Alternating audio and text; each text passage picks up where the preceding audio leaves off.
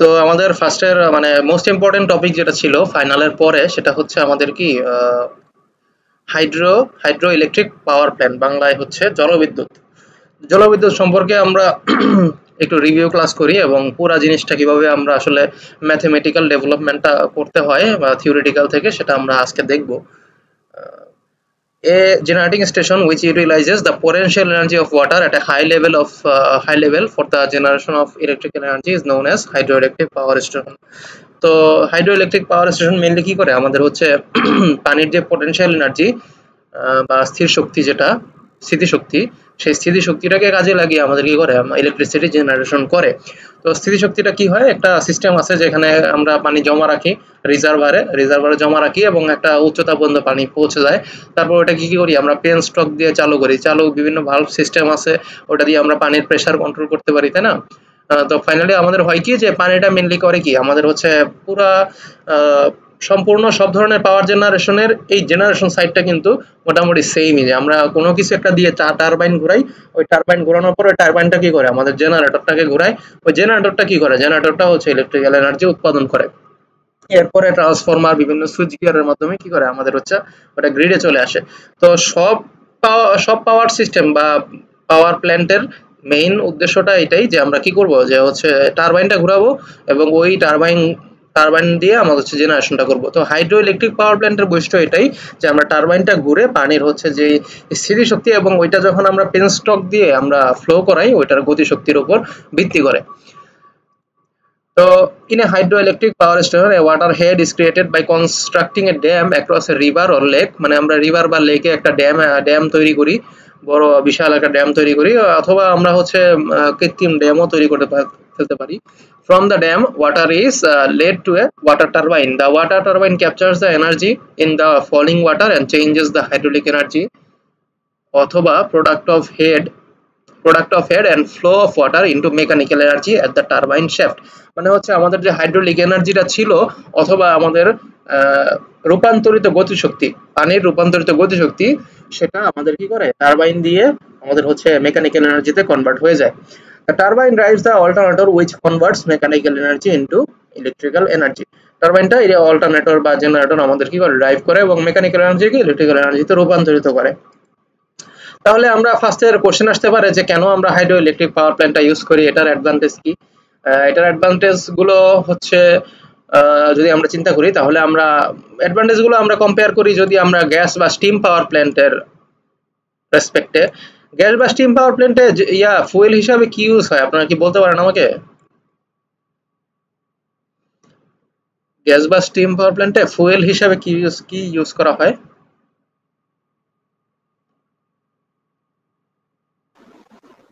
স্টিমে sir পানি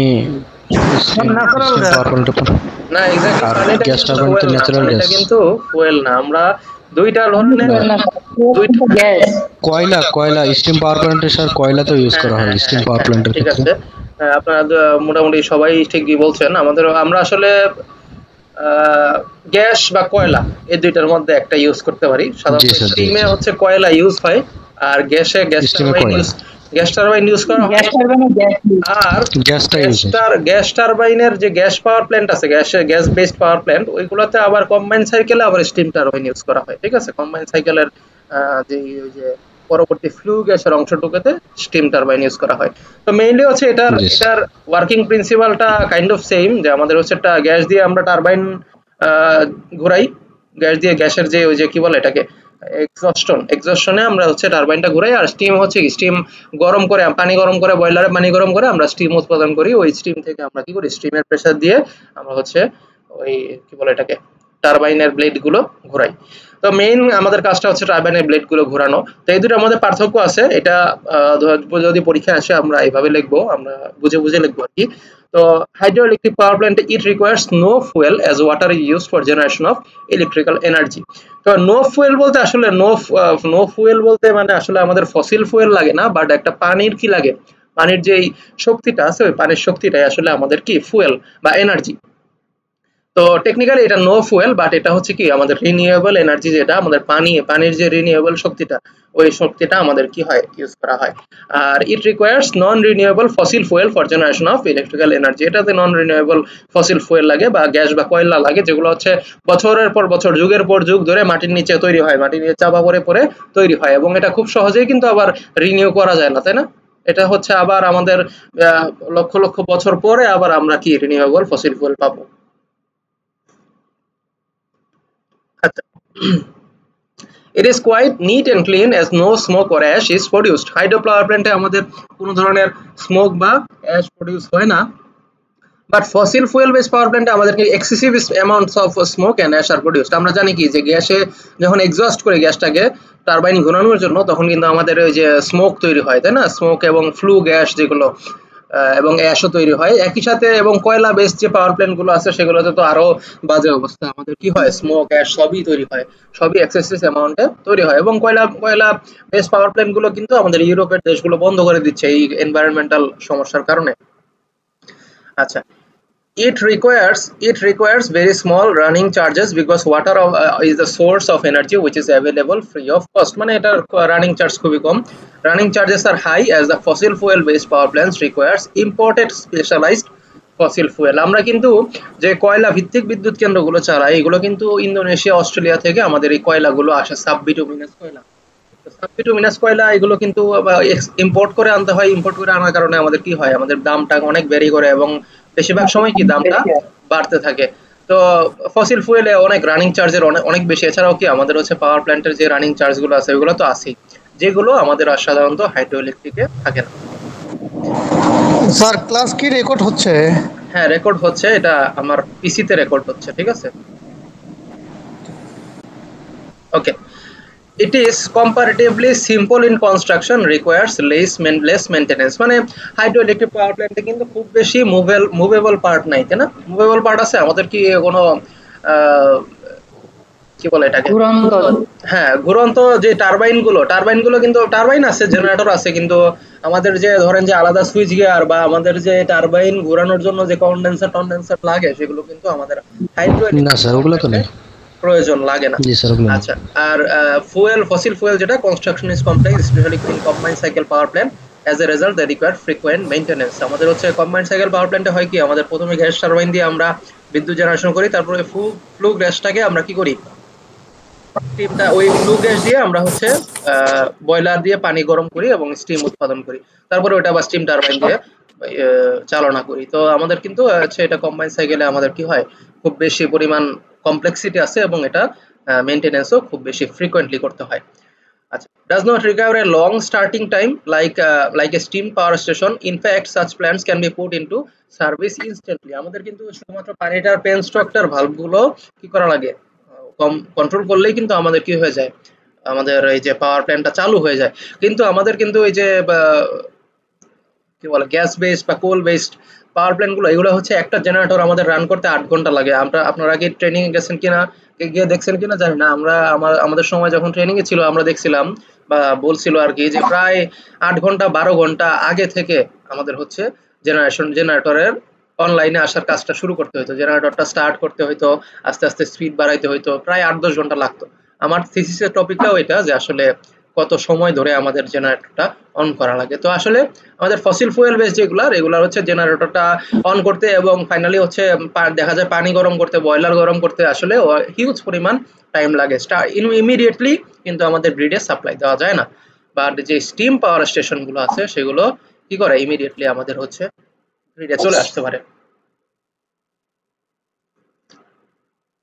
আচ্ছা, it is robust and has longer life। তো আমাদের কিন্তু এই হাইড্রো ইলেকট্রিক পাওয়ার স্টেশন গুলো লং টার্ম ধরে চলে থাকে। আমাদের কাপ্তাই জলবিদ্যুৎ কেন্দ্র সেই কত আগে থেকে তৈরি হয়েছে, বাট সে এখনো হচ্ছে খুব ভালো অপারেশন আছে। 230 মেগাওয়াটের যেটা, সেটা 230 মেগাওয়াটই সাপ্লাই দিচ্ছে, খুব বেশি এফিসিয়েন্সি লস হয় নাই।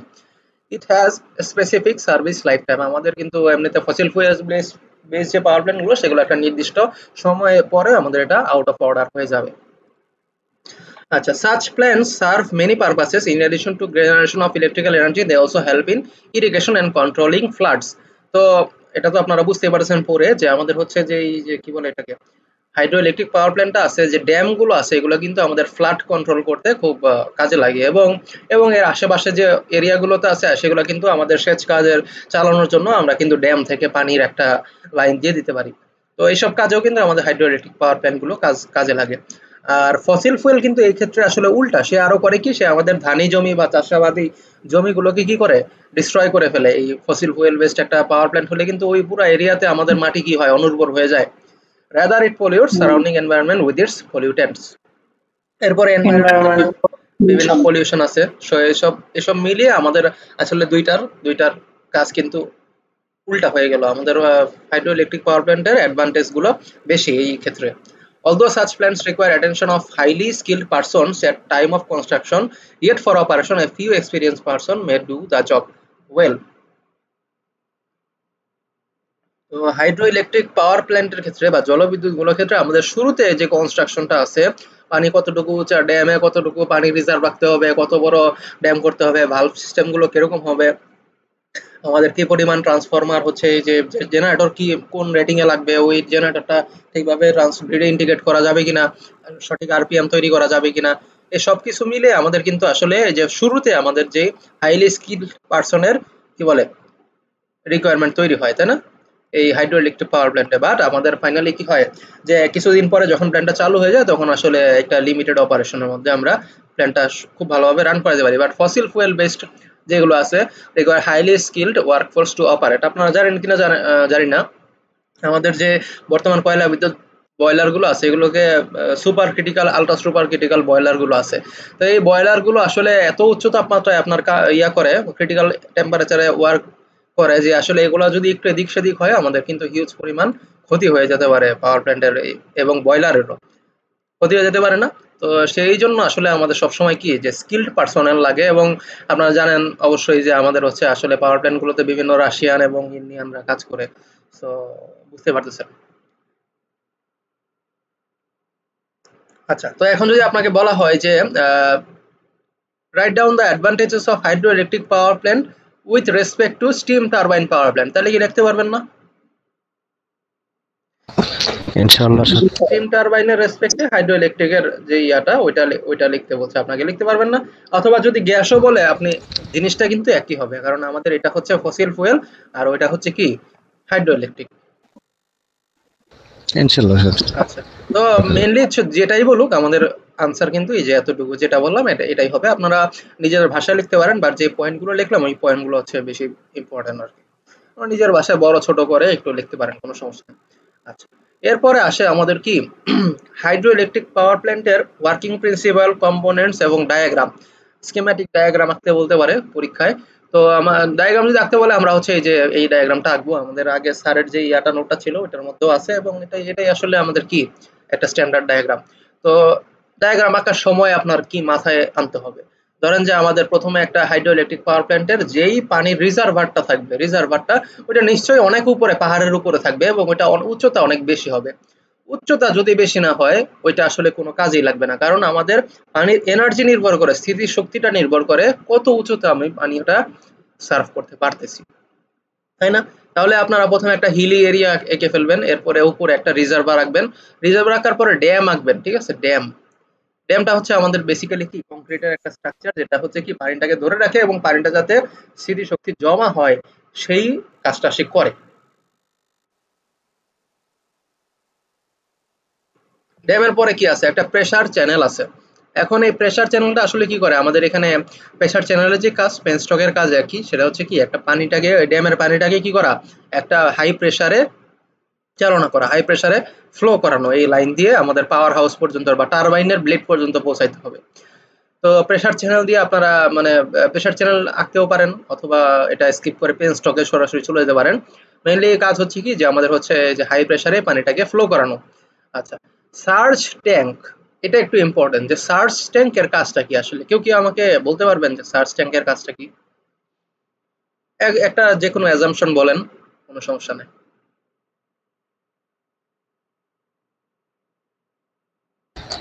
স্যার সার্চ ট্যাঙ্কে যে প্রেসার ট্যাঙ্ক থেকে যে প্রেসার চ্যানেল থেকে যে পানিটা অতিরিক্ত প্রেসারে বের হয়, এটা তো ডাইরেক্ট ভালভে যে আঘাত করার ফলে পাইপটা নষ্ট হয়ে যেতে পারে, ওই জন্য সার্চ ট্যাঙ্কে কিছু পানি এখান থেকে চলে যায়, তারপরে আচ্ছা, হ্যাঁ, এরকম কিছু।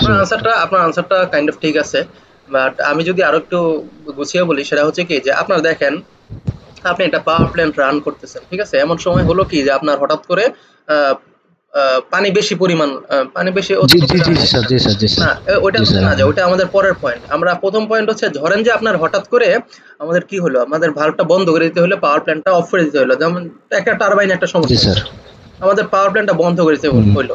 তাহলে কিন্তু এই যে 2 মিনিট 3 মিনিট যে পানিটা হাই প্রেসারে আসতেছে, এই প্রেসারটা কিন্তু আপনার জি স্যার, ভালভকে জি স্যার। একদম পুরো ধ্বংস করে দিতে পারে। হ্যাঁ হ্যাঁ, ওই জন্য এই সার্চ ট্যাঙ্কের পানিটা হ্যাঁ, চলে এত যায়। হাই প্রেসার তো সার্চ ট্যাঙ্ক থাকলে হবে কি যে পানিটা সরাসরি আর ভালভে যাবে না, সে আসলে হাই জি স্যার, প্রেসারে একটা হ্যাঁ সার্চ হ্যাঁ, ট্যাঙ্কটা ভর্তি করে ফেলবে, তাই না?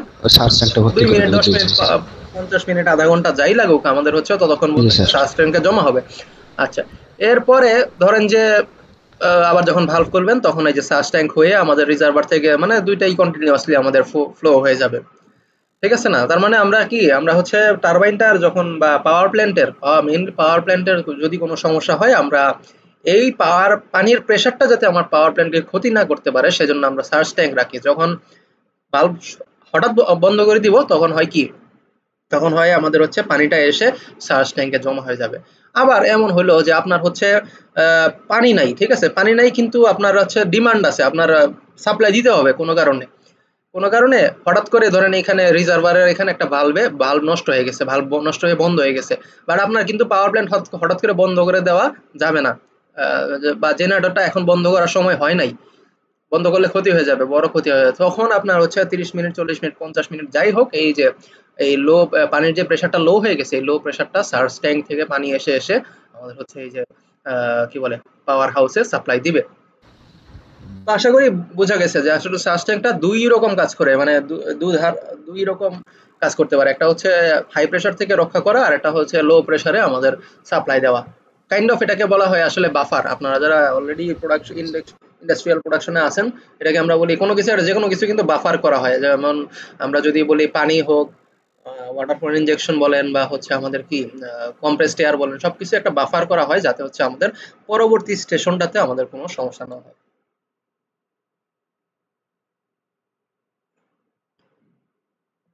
ওকে। সার্চ ট্যাঙ্কের পরে ভালভ হাউস আছে। এটা একটা অক্সিলারি মিডিয়াম, এটা দিয়ে আমরা কি করি, প্রেসার গুলো কন্ট্রোল করি।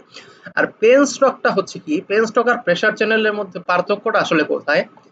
পেন স্টকটা হচ্ছে ডাইরেক্ট সেই লাইনটা যেটা টারবাইনে যায়, টারবাইনের যাবে হচ্ছে পেন স্টক দিয়ে, নট প্রেসার চ্যানেল। পেন স্টকটা হচ্ছে এমন একটা লাইন যেখানে সরাসরি সে টারবাইনের সাথে কানেক্টেড, এবং টারবাইনটাকে ঘোরায় এই পেন স্টকে দিয়ে যাওয়া পানি। প্রেসার চ্যানেল এখানে নাই থাকতে পারে, বাট পেন স্টক সবসময় একটা হাইড্রো পাওয়ার প্ল্যান্টে থাকবে। পরবর্তীতে আছে পাওয়ার হাউস। পাওয়ার হাউসে কি থাকে, আমাদের টারবাইন জেনারেটর, এরপরে বিভিন্ন হচ্ছে সুইচ গিয়ার থাকবে, অক্সিলারি জিনিসপত্র থাকবে, যেগুলো হচ্ছে আমাদের পাওয়ার সিস্টেমের পড়ছিলাম আমরা, ট্রান্সফরমার থাকবে, সিডিপিডি, এরপরে রিলে টিলে এগুলো থাকবে। কন্ট্রোল সিস্টেম থাকতে পারে, আমাদের হচ্ছে জেনারেটরটা কখন টার্ন অন টার্ন অফ করতে হবে, বিভিন্ন স্কাডা সিস্টেম, কমিউনিকেশন সিস্টেম, এগুলো থাকতে পারে পাওয়ার হাউসে। আর ফাইনালি আমাদের কি থাকে, একটা রিভার থাকে, যেটাকে আমরা এখানে নামটা আমি ভুলে গেছি, এটাকে বলা হয় টেইল রেস, ঠিক আছে? এখানে যে আমাদের যে রেসিডুয়াল পানিগুলো আছে, সেগুলো হচ্ছে ফাইনালি এখানে জমা হবে, টেইল রেসে জমা হবে। ওকে। তো আমরা এই যেটা বললাম, আপনারা এইভাবে চিন্তা করে আসলে এটা লিখবেন। মুখস্থ রাখলে কিন্তু একটা দুইটা কম্পোনেন্ট কিন্তু ইয়া হয়ে যাবে, মিস হয়ে যাবে। দেখা যাবে পেন স্টক আপনারা দিলেই না, কিন্তু এটা কিন্তু হাইড্রো ইলেকট্রিক পাওয়ার প্ল্যান্টের সবচেয়ে মোস্ট ইম্পর্টেন্ট একটা জিনিস। সো এভাবে আপনারা কি একটা স্যার স্টেজ বাই স্টেজ মনে রাখবেন। হ্যাঁ, বলুন। স্যার যেটা হচ্ছে রিজার্ভার, এটাই কি হচ্ছে গিয়ে মানে বাফার? না, না, না, রিজার্ভার কখনোই বাফার হবে না। বাফার মানে কি? বাফার মানে জিনিসটা হচ্ছে ইন্টারমিডিয়েট একটা জায়গা, ইন্টারমিডিয়েট একটা ট্যাঙ্ক, ঠিক আছে? বা একটা হুম হুম। স্টোরেজ, যেটা হচ্ছে নট মেইন স্টোরেজ, নট হচ্ছে আপনার কি বলে ফাইনাল স্টেজ।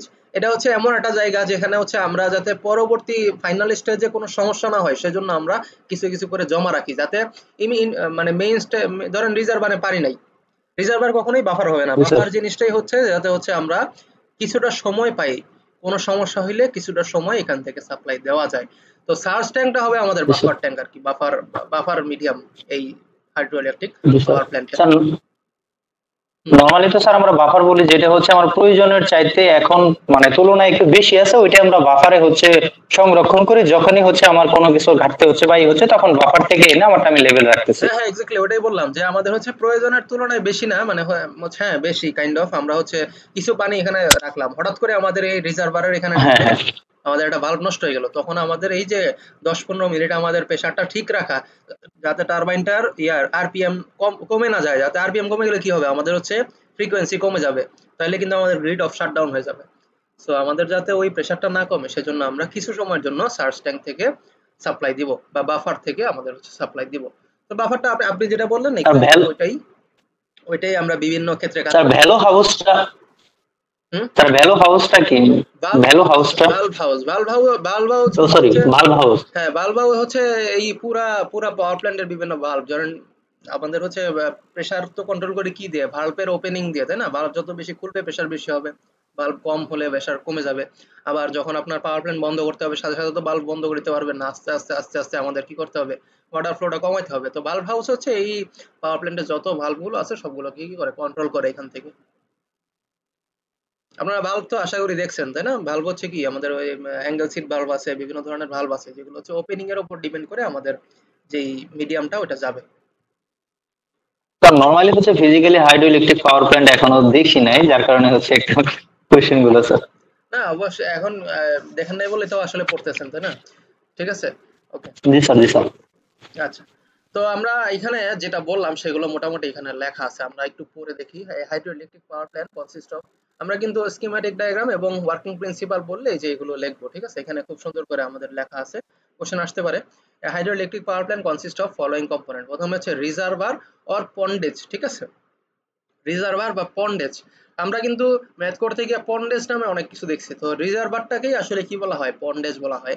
অথবা এটাকে কিছু সময় ক্যাচমেন্ট এরিয়াও বলা হয়, যদি আমাদের রিজার্ভটা রেইনফলের উপর ডিপেন্ড করে, তাহলে এটাকে ক্যাচমেন্ট এরিয়াও বলে। তো যাই বলুক ম্যাথে, রিজার্ভার বলুক বা পন্ডেজ বলুক বা ক্যাচমেন্ট এরিয়া বলুক, আপনারা কি রিজার্ভারটাকেই বুঝবেন। এই যে এই ডায়াগ্রামে কতটুকু পানি সঞ্চিত আছে, ওইটা মানে কতটুকু এরিয়াতে পানি সঞ্চিত আছে ওই জিনিসটাকে আপনারা বুঝবেন। আচ্ছা, a reservoir of a hydraulic power plant is a expensive artificial lake formed by damming a river to store and manage water, which is then utilized to generate electricity. The reservoir's primary role is to provide a steady and controlled flow of water to the power plant's turbines and ensuring a reliable and continuous supply of energy. By regulating water levels, the reservoir not only helps to maintain a consistent output of electricity but also plays a crucial role in a flood control, irrigation, and water supply for various needs. It acts as a buffer during periods of drought or high demand, allowing the plant to operate efficiently even in fluctuating water condition. হ্যাঁ, আপনি যেটা বললেন buffer, এক্ষেত্রে এটাও একটা buffer. কারণ হচ্ছে আমরা যখন দেখেন যে যেই রিভার থেকে রিজার্ভারটা আসতেছে, ওই রিভারের অ্যাসপেক্টে ওই রিভার এবং আমার প্ল্যান্টের মাঝে রিজার্ভারটা কি বাফার, তাই না? ধরেন যে পদ্মা নদীর সাথে আমাদের কি আছে, এখানে হচ্ছে পদ্মা নদী তো না, আমাদের রিয়েল লাইফ এক্সাম্পল যদি দেই, আমাদের কর্ণফুলী পাওয়ার প্ল্যান্ট, কর্ণফুলী নদী এবং হচ্ছে আমাদের এই কর্ণফুলী পাওয়ার প্ল্যান্টের মাঝে যে রিজার্ভারটা আছে ওইটা হবে আমাদের বাফার, নদী এবং পাওয়ার প্ল্যান্টের মাঝে। তো নদী যদি শুকায় যায় কোনো কারণে, নিশ্চয়ই রিজার্ভারে তো পানি থাকবে, পানি থাকবে, কিছু সময় ধরে আমরা পানি জমা করছি এবং বৃষ্টি টিষ্টি হয়েছে, তো সব মিলে রিজার্ভারে তো পানি থাকবে, তো ওইটা হবে কি আমাদের হচ্ছে নদী এবং স্টেশনের মাঝে বাফার। আবার রিজার্ভার এবং পাওয়ার হাউসের মধ্যে বাফার হবে কি সার্চ ট্যাঙ্ক। তো বুঝতে পারতেছেন? আচ্ছা, আচ্ছা স্যার, হ্যাঁ। স্যার ক্যাচমেন্ট এরিয়া আর হলো স্যার রিজার্ভারের মধ্যে পার্থক্য কি স্যার? আচ্ছা, ক্যাচমেন্ট এরিয়াটা হচ্ছে পার্থক্য নাই, বাট রিজার্ভারটা আমাদের এখানে আমরা রিজার্ভারটা ধরেন যে নদী বা হচ্ছে আমাদের কি লেকের স্রোতের উপর নির্ভর করে আমাদের পানিটা কি বলে স্টোর করি। ক্যাচমেন্ট এরিয়াটা তখনই ইউজ হয় যখন আমরা রেইনফলের উপর ডিপেন্ড করে রিজার্ভারটা মানে কি বলে ফিল আপ করি। ক্যাচমেন্ট এরিয়াটা তখনই ইউজ হয় রিজার্ভারের বদলি, সেটা হচ্ছে আমরা যখন রেইনফল বা বৃষ্টিপাতের উপর ডিপেন্ড করে আমরা রিজার্ভারটা ভর্তি করি, তখন আমরা হিসাব করি যে ক্যাচমেন্ট এরিয়া মানে হচ্ছে এতটুকু এরিয়া আছে, বছরে এত মিটার বৃষ্টিপাত হয়, তাহলে এত মিটার বৃষ্টিপাত যখন হয় তাহলে ক্যাচমেন্ট এরিয়াতে কতটুকু আমাদের রিজার্ভ তৈরি হবে। বুঝতে পারছেন? খুব বেশি পার্থক্য জি নাই, স্যার, বুঝতে পারছি। খুব বেশি পার্থক্য নাই, বাট হচ্ছে আমরা হচ্ছে তখন ইউজ করব যখন রেইনফলের উপর ডিপেন্ড করে, মানে বৃষ্টিপাতের উপর ডিপেন্ড করে আমাদের রিজার্ভটা তৈরি হবে। ঠিক আছে, আমরা এটা ম্যাথ দেখবো, সামনে দেখবো, আজকে দেখবো ইনশাল্লাহ। সো সমস্যা নাই। আচ্ছা, additionally reservoir often become focal points for recreational activities or biodiversity conservation and supporting local ecosystem and communities. আচ্ছা, two important terminologies are related to the reservoir. একটা হচ্ছে catchment area, সেটা হচ্ছে if hydroelectric power station dependent on rainfall, some area is designated to collect the rainfall and tunnel it back to the reservoir. Sometimes the area of the catchment area can be used to determine the water head at the reservoir. ঠিক আছে, তো আমরা হচ্ছে কতটুকু catchment area আছে এবং water head এর level কতটুকু সেটা আমরা ডিটারমাইন করতে পারি কি আমাদের ক্যাচমেন্ট এরিয়া এবং রেইনফলের উপর ভিত্তি করে। ক্যাচমেন্ট এরিয়ার সাথে রেইনফলটা গুণ করলে আমাদের কি ওই ওয়াটার হেডে কতটুকু পানি জমা হচ্ছে সেটা আমরা বের করতে পারবো। ঠিক আছে না? আমরা ম্যাথ দেখলে একটু ক্লিয়ার হয়ে যাবে, আপাতত এতটুকু মনে রাখেন। আচ্ছা, ডেইলি ডিসচার্জ বলতে কি বোঝায়? Daily discharge মানে refers to the volume of water that is released or flows out of reservoir within 24-hour period. মানে হচ্ছে আমাদের কত মিটার কিউব পানি, আপনারা কি আমার কথাটা শুনতে পাচ্ছেন? জি স্যার। আচ্ছা, আমি ভাবছি কারেন্ট চলে গেছে। Daily discharge refers to the volume of water, মানে কত মিটার কিউব পানি আমাদের হচ্ছে রিজার্ভার থেকে ডিসচার্জ হয়ে গেছে পেনস্টক দিয়ে বা প্রেসার চ্যানেল দিয়ে আমাদের কত মিটার কিউব পানি আমাদের এখানে পাওয়ার হাউসে গেছে, ওইটাকে আমরা বলি কি ডেইলি যতটুকু পানি যায় 24 ঘন্টায় ওটাকে আমরা ডেইলি ডিসচার্জ বলি। It is typically measured in cubic metres per day, or cubic feet per second.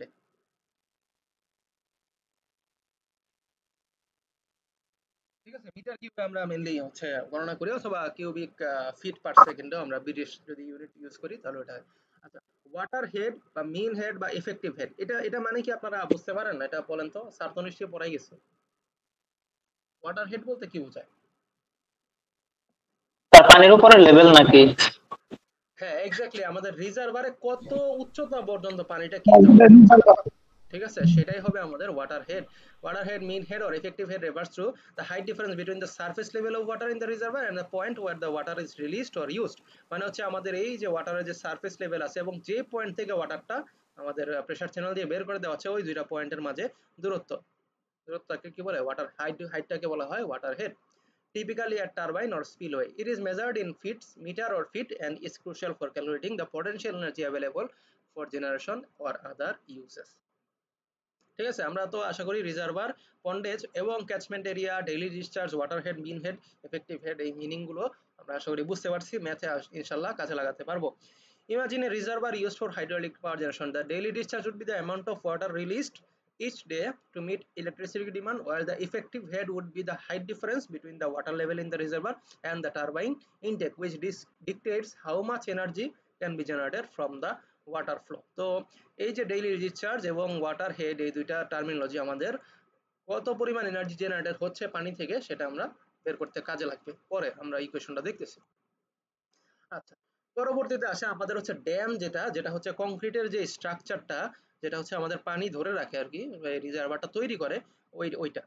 তাহলে ড্যামটা কি? Dams of hydraulic power plants and monumental structures built across rivers or streams to block and control the flow of water. মানে পানির কি বলে স্ট্রিমকে block বা control করে, creating reservoirs for water storage. These dams are pivotal in harnessing the kinetic energy of flowing water and converting it into electrical energy through operation of turbines and generators within the power plants. The selection and classification of dams for hydroelectric purposes are based on various factors including geological condition, hydrological characteristics and the intended purpose of the dam.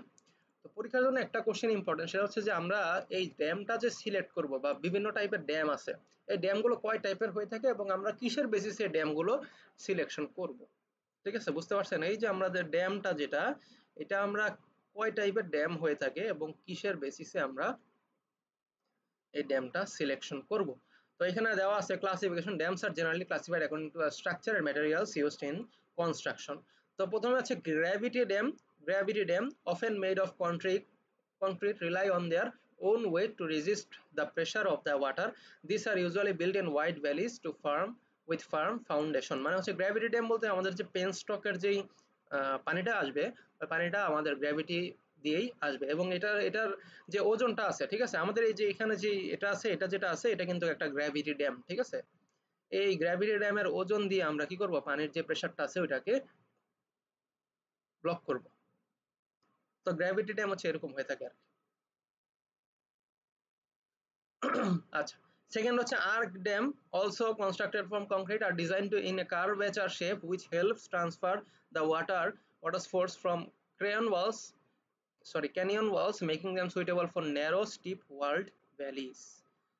ঠিক আছে, arc dam গুলো আমরা কখন use করব বলেন তো? Arc dam গুলো তখন ইউজ করব যখন হচ্ছে আমাদের এই যে লেকের যে জায়গাটা এটা খুবই ছোট, আমরা এরকম গ্র্যাভিটি ড্যাম বানাতে পারবো না, মানে খুবই ছোট একটা এরিয়া আমাদের ড্যাম তৈরির জন্য। ঠিক আছে, এই ড্যামটা যদি আমি হচ্ছে ইয়া করে তৈরি করি, কি বলে, গ্র্যাভিটি ড্যাম তৈরি করি, আমাদের এই হাইটটা হচ্ছে অনেক বেশি, মানে অনেক নিচে আমাদের এটা। তো গ্র্যাভিটি ড্যাম তৈরি করলে তো আসলে এটা কি ফাউন্ডেশনটা ঠিক থাকবে না, ভূমি ধস টস হইতে পারে। তো আমাদের হচ্ছে কি, আমরা এইসব ক্ষেত্রে আর্ক ড্যাম তৈরি করব যাতে হচ্ছে আমাদের ওয়াটার প্রেসারটা এই আর্ক দিয়ে ঠেকিয়ে রাখা হয়। এবং এই যে এখানে যেটা বলা আছে ন্যারো এন্ড স্টিপ ভ্যালিস, মানে হচ্ছে খুব নিচা যে ভ্যালিগুলো, খুব নিচে যেগুলো হচ্ছে আমাদের চলে যাচ্ছে, খুব উঁচু পাহাড়ের উপরে আমাদের লেক তৈরি হয়, ওই সেক্ষেত্রে আমরা কি করব, আর্ক ড্যাম তৈরি করব।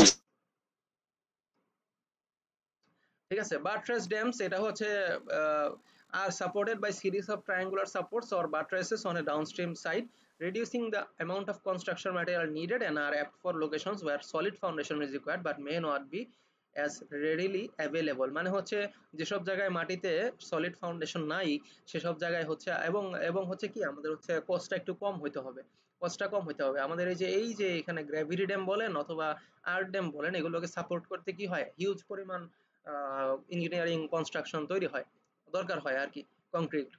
তো বাট্রেস ড্যাম যেগুলো হচ্ছে এগুলো হচ্ছে আমাদের রিভার্স আর্ক ড্যামও বলতে পারেন আপনারা, হচ্ছে কি আমাদের হচ্ছে ছোট ছোট আর্ক তৈরি হয়, এবং এই আর্ক গুলো কি আমাদের এই যে কংক্রিটের যে লাইন গুলো আছে, পিলার গুলো আছে, পিলার দিয়ে সাপোর্টেড হয় বাট্রেস ড্যাম। ঠিক আছে, এগুলো আমরা কখন ইউজ করব, যখন আমাদের মোটামুটি একটা এরিয়া আছে, খুব বেশি উচ্চতাও না, বাট হচ্ছে আমাদের খুব কম কনস্ট্রাকশন ম্যাটেরিয়ালের মধ্যে খুব কম ইনভেস্টমেন্টে কাজটা শেষ করতে হবে, এবং সলিড ফাউন্ডেশন খুব বেশি নাই। ঠিক আছে, সেসব ক্ষেত্রে আমরা বাট্রেস ড্যামটা ইউজ করব। আচ্ছা, embankment dam কোনগুলো, which includes earthfill or rockfill types, are constructed using natural materials like earth or rock and are often employed in wide valleys and with weak foundation, providing a cost effective and flexible solution। এগুলো আর আমরা concrete না দিয়ে আমরা হচ্ছে কি করব, আমাদের আর্থফিল এবং রকফিল যেগুলো আছে বা পাথর টাথর, সেই পাথর দিয়ে আমরা তৈরি করব। এসব ক্ষেত্রে হয় কি, এটা আসলে আরো কম কস্টে এবং খুব বেশি পরিমাণ জায়গা আছে আমাদের ড্যাম বানানোর জন্য। ঠিক আছে, খুব বেশি পরিমাণ ড্যাম বানানোর জায়গা থাকলে আমরা আর এগুলা যত বেশি কষ্ট কম হয় সেদিকে যাব। তো এমব্যাঙ্কমেন্ট ড্যাম আমরা তৈরি করতে পারি যেখানে আমাদের এরকম বিশাল কংক্রিটের স্ট্রাকচারটা লাগবে না, বরং আমরা আর্থ ফিল বা রক ফিল হচ্ছে আমরা দিয়ে তৈরি করতে পারবো, এবং এটাতে খুব বেশি সলিড ফাউন্ডেশনও দরকার নাই। তাহলে বুঝতে পারছেন এখন, তাহলে আমরা চার টাইপের ড্যাম পড়ছি, এই চার টাইপের ড্যামই মেইনলি হচ্ছে কি আমাদের থেকে থাকে।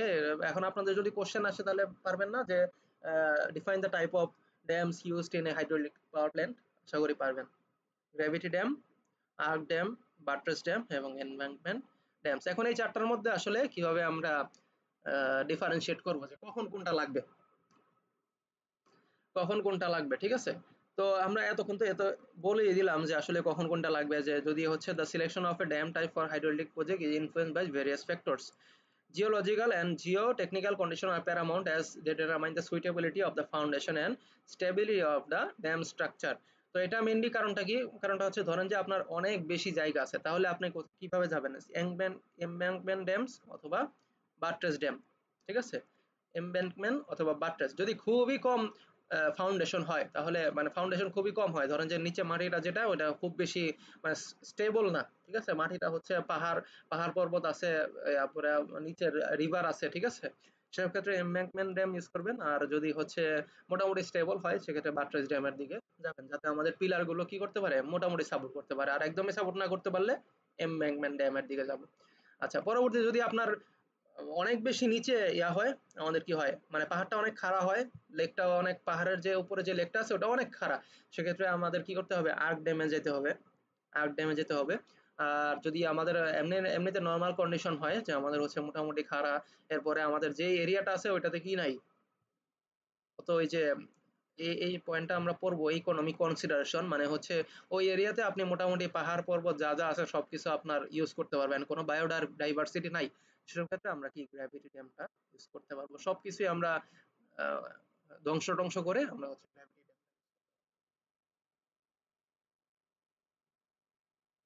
ঠিক আছে, আমাদের হচ্ছে কর্ণফুলীতে গ্র্যাভিটি ড্যাম আছে।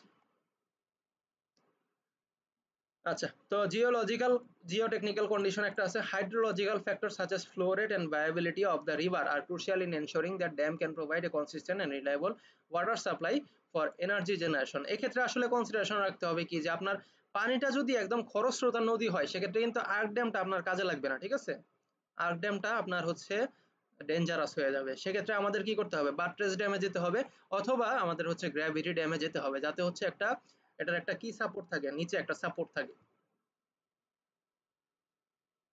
মানে পানিটা যদি খরস্রোতা নদী হয়, আর যদি খরস্রোতা নদী জাস্ট একটা লেক যেটা হচ্ছে খুব বেশি ঢেউ নাই, সেক্ষেত্রে আপনারা কি করতে পারেন, এই যে এমব্যাঙ্কমেন্ট বা আর্ক টাইপের ড্যাম ইউজ করতে পারেন। ঠিক আছে, environmental and social impacts also play a significant role. Considerations include the potential displacement of communities, the effect of on local ecosystem and compliance with environmental regulations। ঠিক আছে, এখন যদি আপনার যে জায়গাটা এরকম হয় যেখানে হচ্ছে আপনাদের মাছ টাছ বা হচ্ছে আমাদের ফসলি জমি, সেসব জায়গায় আপনি যদি বাঁধ নির্মাণ করতে যান, ঠিক আছে, সেক্ষেত্রে কিন্তু আমাদের হচ্ছে এই যে কতটুকু জায়গা জুড়ে আমরা নির্মাণ করেছি এটা আমাদের কি করতে হবে, মাথায় রাখতে হবে। তো সেসব ক্ষেত্রে আসলে আমাদের কি তৈরি করতে হবে, এই যে গ্র্যাভিটি ড্যামই হয়তো না, গ্র্যাভিটি ড্যাম তৈরি করা যাবে না, সেসব ক্ষেত্রে আমাদের হয় এই যে এমব্যাঙ্কমেন্ট ড্যাম অথবা বাট্রেস ড্যাম তৈরি করতে হবে। যেসব জায়গায় হচ্ছে আমাদের নেচারটাকে আমাদের কি করতে হবে, প্রিজার্ভ করতে হবে। আর নেচার যদি প্রিজার্ভ না করতে হয় সেক্ষেত্রে আমরা হয়তো এই যে গ্র্যাভিটি ড্যাম তৈরি করতে পারি। ইকোনমিক কনসিডারেশন ধরা যায় আপনি আপনার ইনভেস্টমেন্ট খুবই কম, আপনার খুবই কম টাকার মধ্যে আমাদের এই যে এই পাওয়ার প্ল্যান্টটা তৈরি করতে হবে, সেক্ষেত্রে আসলে আপনার যেটা সুইটেবল ওটাই করতে হবে, আর কোনো কারণ নাই। তো economic consideration including construction and maintenance cost as well as expected lifetime energy output of them are also critical in decision making process. By carefully analyzing these factors, engineers and planners can select the most appropriate dam type to maximize efficiency, minimize environmental impact and ensure long term sustainability of the hydroelectric power plant. তাহলে আপনাকে যদি বলা হয় যে কিভাবে আপনি select করবেন, কোশ্চেনে যদি বলা হয় কিভাবে আপনি ড্যাম টাইপটা সিলেক্ট করবেন, সেক্ষেত্রে আনসার দিতে পারবেন না? 4টা পয়েন্ট আমাদের দিতে হবে আর কি। স্যার ওকে, তাহলে গেল। ঠিক আছে, আমি কিন্তু পড়াচ্ছি আর হচ্ছে আপনার বলে দিতেছি আর কি কোশ্চেন আনসার গুলো, তো আশা করি একটু খেয়াল রাখবেন। আচ্ছা, প্রেসার চ্যানেল যেটা আমরা দেখে আসলাম, এই pressure channel is a vital hydroelectric structure design to convey water from intake or reservoir to the turbine at the power station under controlled pressure conditions. These channels, typically enclosed or partially enclosed, ensure that the water is directed efficiently and with minimal energy loss to the turbine, where its kinetic energy is converted into mechanical energy and subsequently electrical energy. An additional pressure channel saves the generating station from unwanted occurrences like flooding। ঠিক আছে, তো pressure চ্যানেলটার কাজ পেনস্টকের মতোই, এটা হচ্ছে আমাদের নির্দিষ্ট প্রেসারে যখন যে প্রেসার দরকার ওই প্রেসারে আমাদের হচ্ছে টারবাইন পর্যন্ত পানিটা পৌঁছে দেওয়া। আচ্ছা, search tank is a, in a hydraulic power station is a critical hydroelectric structure that acts as a protective buffer against sudden pressure changes in water convey system, particularly in high pressure conduits like penstock. Located along the pipeline, typically between reservoir and power station, the surge tank helps to manage the fluctuation in water pressure and flow caused by rapid changes in turbine operation। মানে টারবাইনের যদি সমস্যা হয় বা টারবাইনের যদি আমার খুব কম পানি প্রয়োজন হয়, সেক্ষেত্রে আমরা কি সার্জ ট্যাঙ্কের সাথে ভালভের কম্বিনেশনে আমরা কি করব, পানির ফ্লোটাকে নিয়ন্ত্রণ করতে পারবো। Suddenly when a load on the power plant suddenly increases or decreases। আচ্ছা, the primary function of a surge tank is to absorb and mitigate the pressure surges, also known as water hammer, which occur when the quick change in velocity of the water flow।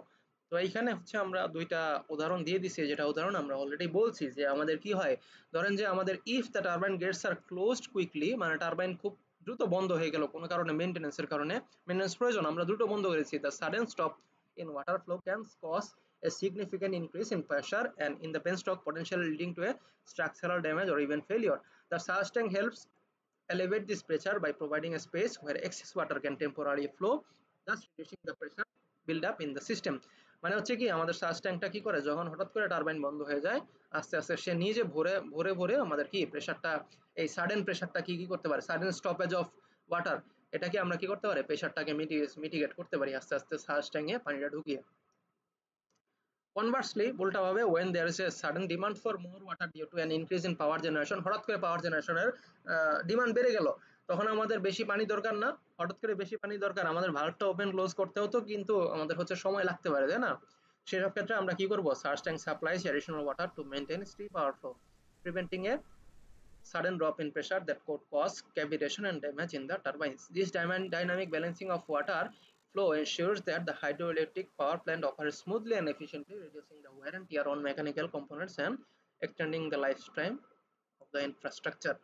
তাহলে বোঝা গেছে search ট্যাঙ্কের কাজটা, search ট্যাঙ্কটা important. তাহলে এতক্ষণ পর্যন্ত কি কি বললাম, আমাদের হচ্ছে advantages of hydroelectric power plant over other power plants, এরপরে components, working diagram, working principle of a hydroelectric power plant diagram এখানে বললাম, এরপরে আমরা বিভিন্ন কম্পোনেন্ট বললাম, এরপরে ড্যাম বললাম, ড্যাম নিয়ে আলোচনা করলাম, বিভিন্ন টাইপের ড্যাম এবং কিভাবে আমরা ড্যামগুলোকে সিলেক্ট করতে পারি সেই নিয়ে আমরা কিছুক্ষণ আলোচনা করলাম। তারপরে হচ্ছে আমরা প্রেসার চ্যানেল তো বললাম, সার্চ ট্যাঙ্কটা একটা ইম্পর্টেন্ট ইস্যু, যে সার্চ ট্যাঙ্কের কাজটা কি, সার্চ ট্যাঙ্ক কি করে, সার্চ ট্যাঙ্ক কখন একটা কাজ করে আর কোন সময় রিভার্স কাজটা করে, ঠিক আছে, এসব আমরা এখানে বললাম।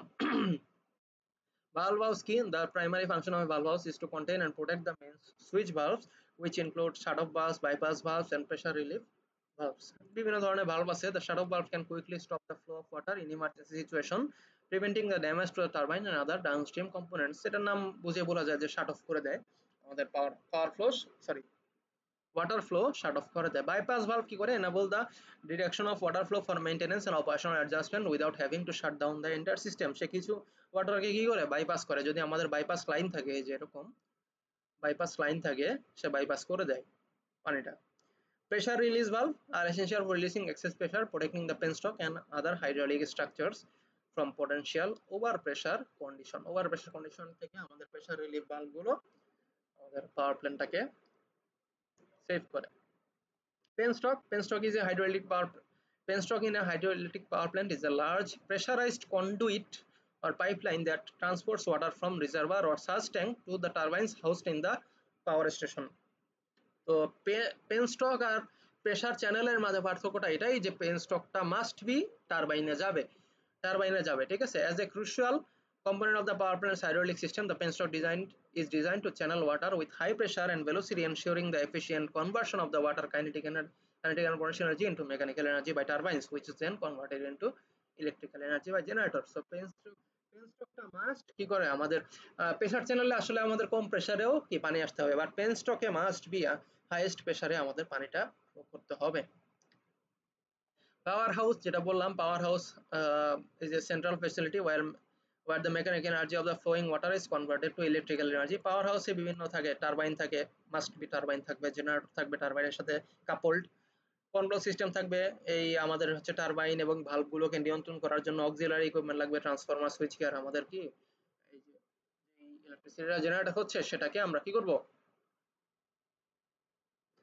সেটাকে আমরা গ্রিডের মতো উপযোগী করে কনভার্ট করে ফেলবো, ঠিক আছে। আচ্ছা, tail race কি, tail race is the portion of river or underway water downstream of the turbine and generator where the water exits the power plant after passing through the turbine। মানে হচ্ছে পানি কি হয়, এখান থেকে পাওয়ার প্ল্যান্ট থেকে বের হয়ে যায়।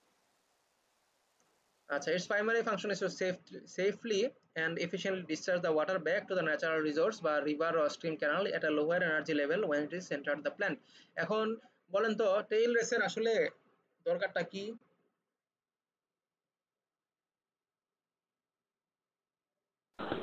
টেইল রেস স্যার পানি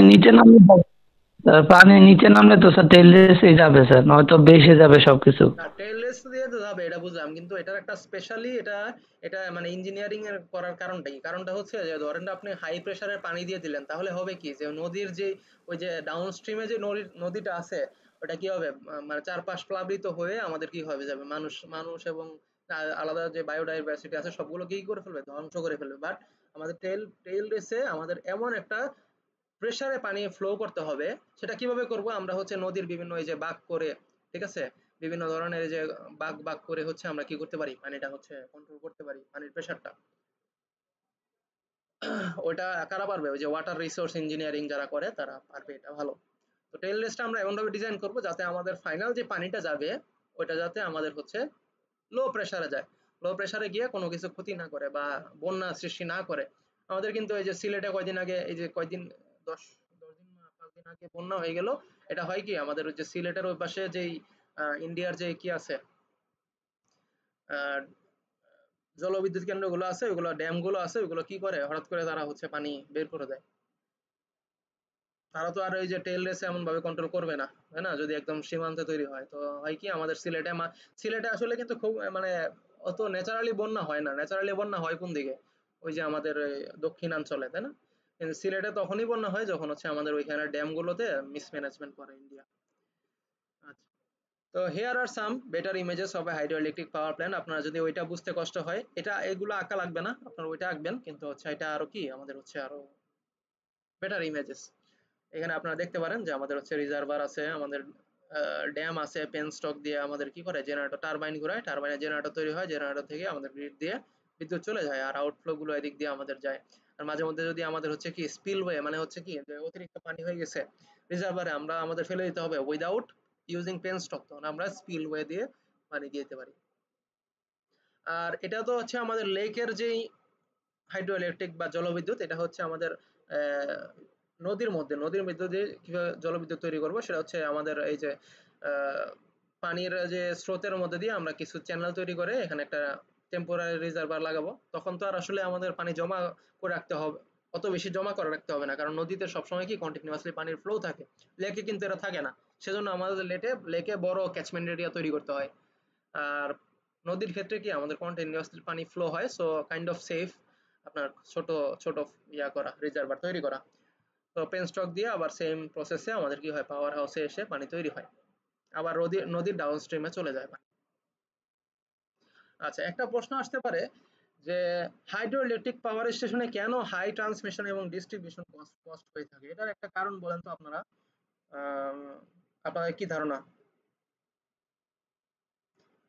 হাইড্রো ইলেকট্রিক পাওয়ার স্টেশনে ট্রান্সমিশন ডিস্ট্রিবিউশন কস্ট বেশি হয় কেন?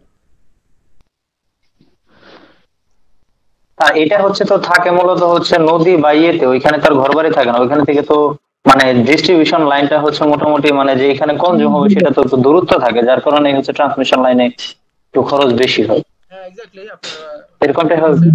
আমাদের যে ইয়াটা হয়, এই যে কি বলে হাইড্রো ইলেকট্রিক স্টেশন গুলো, আমাদের দেখেন কর্ণফুলী এটা সেই কোথায় আমাদের পাহাড়ের উপরে।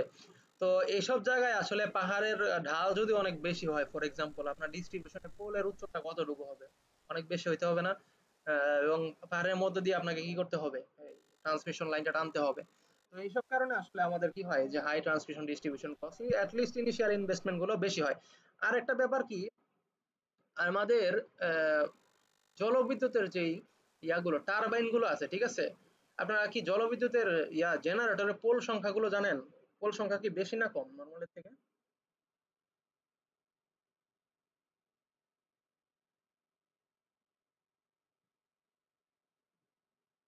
জলবিদ্যুতের জেনারেটর গুলো পোল সংখ্যা বেশি না কম?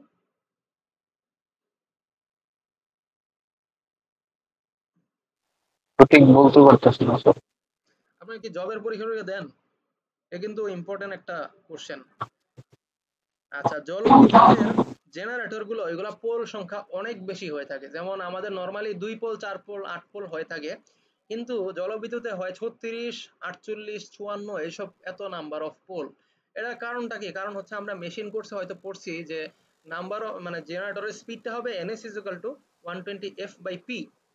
তো পোল সংখ্যা যখন বেশি হয় তখন আমাদের আসলে আসলে মেইন কারণটা কি, যে জলবিদ্যুতের যে স্পিডটা আছে টারবাইনের, ওই স্পিডটা সাধারণত গ্যাস বা স্টিমের থেকে কম হয়ে থাকে। তো এখন আপনারা তো বুঝতেই পারেন যে আসলে এত বেশি কোল পাওয়ার প্ল্যান্ট বা গ্যাস পাওয়ার প্ল্যান্ট স্থাপন করা দরকার কি? আমাদের নদীমাতৃক দেশ, আমরা জলবিদ্যুৎ স্থাপন করলেই তো পারি।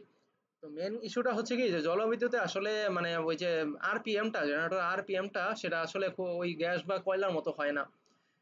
কয়লাতে যেই সরি বা গ্যাস বার্ন করে বা কয়লা হচ্ছে স্টিম তৈরি করে, যে পরিমাণ স্পিডে টারবাইনটা ঘোরানো যায়, জলবিদ্যুতে অত স্পিডে সম্ভব না। সেই জন্য আসলে জলবিদ্যুতের আমাদের যেই জেনারেটর আছে ওইটার পোল গুলো কি হয়, অনেক বেশি হয়। এবং এবং এটার যে ফ্রিকোয়েন্সিটা আছে, ওই ফ্রিকোয়েন্সিটা কি করে খুব সব সময় স্থির থাকে না। তো ফ্রিকোয়েন্সি স্থির থাকার জন্য আমাদের কি করতে হয়, যে ইনিশিয়াল যে মেথড গুলো গভর্নর টভর্নর এগুলো আসলে খুব বেশি ইনিশিয়াল ইনভেস্টমেন্ট স্পেশালাইজ ইনভেস্টমেন্ট করা লাগে। তো এই জন্য আসলে আমাদের কি যে ট্রান্সমিশন কস্ট বা গ্রিডের যে ইন্টিগ্রেশনটা ওটা অনেক বেশি হয়ে থাকে কস্টটা। আমরা একটু পড়ি remote location. Many hydroelectric power station are located in remote or mountainous areas where electric demand may be low compared to urban centers. Transmitting electricity over long distances from this remote location to population centers can be costly due to need for extensive transmission infrastructure, including high voltage transmission lines and substation.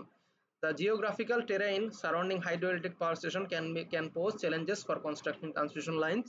Mountainous terrains or rugged landscapes may require significant engineering efforts and specialized equipment to install and maintain transmission infrastructure and increasing cost. যেটা বললাম আর কি যে পাহাড়ি এলাকার থেকে আমাদের আসলে ওই সব এলাকায় খুব বেশি ডিমান্ড থাকে না। এটাতে আমাদের কি করতে হবে, ঢাকাতে আনতে হবে। ঢাকাতে আনার জন্য যে পরিমাণ ট্রান্সমিশন লাইন দরকার সেটা আসলে অনেক হাই কস্ট হয়ে থাকে। এছাড়া পাহাড়ের উঁচু নিচু টেরাইনে আমাদের কি করতে হয়, আমাদের যেই ট্রান্সমিশন পোল গুলো স্থাপন করতে হয় সেগুলো আসলে স্থাপন করা অনেক engineering challenge. Grid integration, integrating hydroelectric power into existing grid often requires upgrades and expansion to grid infrastructure.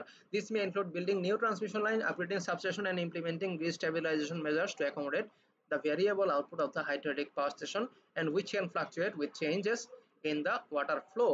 যেটা বললাম যে আসলে আপনি যে হাইড্রোইলেকট্রিক পাওয়ার প্ল্যান্টে যেই ফ্রিকোয়েন্সিতে আমাদের পাওয়ার তৈরি হচ্ছে সেই ফ্রিকোয়েন্সি সরাসরি আপনি গ্রিডে দিয়ে দিলে গ্রিড শাটডাউন হয়ে যেতে পারে ফ্রিকোয়েন্সির চেঞ্জের কারণে।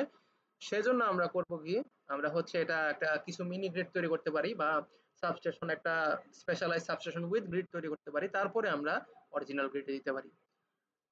এসবের জন্য আসলে কষ্ট আমাদের কি বেড়ে যায়। এনভায়রনমেন্টাল এন্ড রেগুলেটরি কনস্ট্যান্ট, বিভিন্ন এনভায়রনমেন্টাল কনস্ট্যান্ট আছে যে আমাদের হচ্ছে একটা যদি বায়োডাইভার্সিটি থাকে, পাহাড়ে পশু পাখি আছে, এগুলো আমাদের সংরক্ষণ করতে হবে। সেসব ক্ষেত্রে আমাদের ওইটা মেনটেন করে কিন্তু ডিজাইন করতে হবে।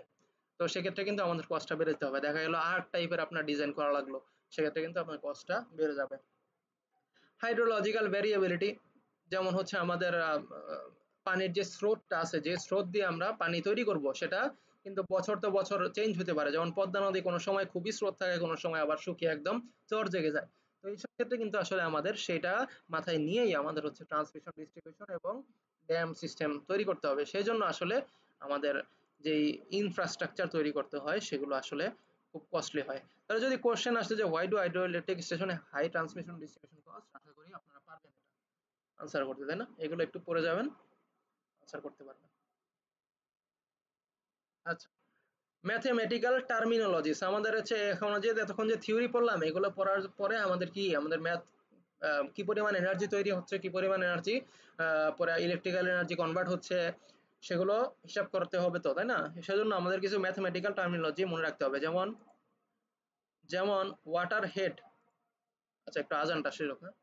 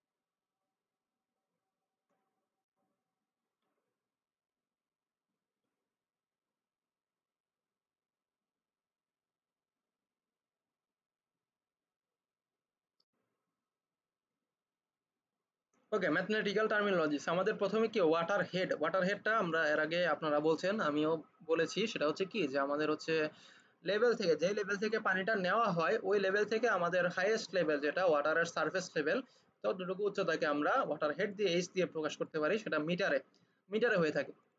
রেট অফ ডিসচার্জ মানে কত বেগে আমাদের পানি ফ্লো হচ্ছে পেনস্টকের মধ্য দিয়ে, সেটা হচ্ছে কিউ দিয়ে নোটেশন করি। আমাদের এটা হবে কি মিটার কিউব পার সেকেন্ড, প্রতি সেকেন্ডে এত মিটার কিউব পানি ডিসচার্জ হচ্ছে। এটা কিন্তু বোঝা জরুরি, কারণ এটাই আমাদের সবচেয়ে important terminology. Rate of discharge আপনি এটা কিভাবে মাপবেন? এটা মাপবেন যে আপনার যে রিজার্ভারটা আছে এটা সেকেন্ডে কত মিটার কিউব খালি হচ্ছে। আপনার উচ্চতা এবং দৈর্ঘ্য প্রস্থ, আমরা কি একটা যে জায়গা থেকে যখন পানি বের হয়ে যায়, ঠিক আছে, তখন আমরা দেখি না, আপনারা ফিল্টার দেখছেন কিনা, ফিল্টারে কি হয়, পানি নিলে আসলে কি হয়, আস্তে আস্তে পানির লেভেলটা কমে যায়। তো আপনারা রিজার্ভারও সেম, যে যতটুকু পানি আপনার প্রতি সেকেন্ডে কমে যাচ্ছে মিটার কিউবে, যতটুকু ভলিউম, ওইটাকেই আমরা বলবো rate of discharge. Density of water, এটা তো আমরা সবাই জানি, রো এর মান 1000 কেজি পার মিটার কিউব, প্রতি মিটার কিউবে 1000 কেজি। এনার্জি ফ্রম ওয়াটার, আচ্ছা এখন আমরা পানির যে পানিটা আমরা ডিসচার্জ করতেছি, ওই পানিটা আসলে টারবাইনের আসার পর্যন্ত কতটুকু এনার্জি সে দিচ্ছে টারবাইনে, সেটা আমরা হিসাব করতে পারি। E is equal to rho Q GH, rho Q GH, এই সূত্র দিয়ে এনার্জি ফ্রম ওয়াটার, মনে রাখবেন টারবাইনে আসা পর্যন্ত কতটুকু এনার্জি আমরা পানি থেকে জেনারেট করতেছি। টারবাইন কিন্তু সবটুকু এনার্জি স্যার কিছু শোনা যাচ্ছে না।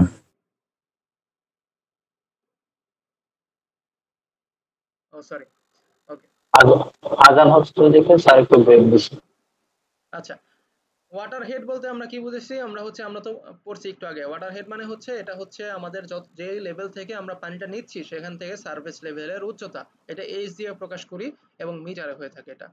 Rate of discharge, rate of discharge মানে কি, মানে হচ্ছে প্রতি একক সেকেন্ডে কত মিটার কিউব ভলিউমের ওয়াটার আমরা হচ্ছে পেনস্টক দিয়ে টারবাইন পর্যন্ত পৌঁছাচ্ছি।